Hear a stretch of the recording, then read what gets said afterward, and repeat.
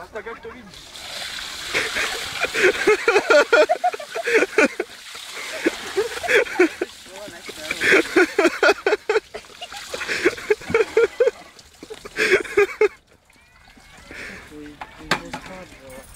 Nevadí, Arčo.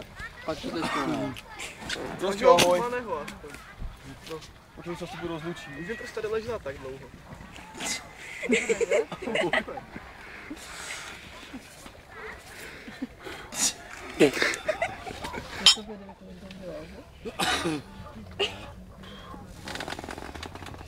No to bude super časy, ale...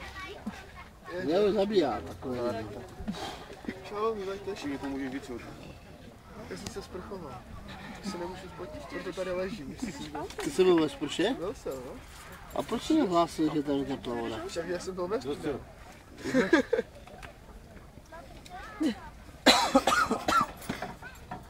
To byl čau. Čau. Pokud se tady potkáme ještě. Určitě. Jo, kolano fajsí. Ahoj. Kolik toho máš? Příští rok možná si tu sejdem.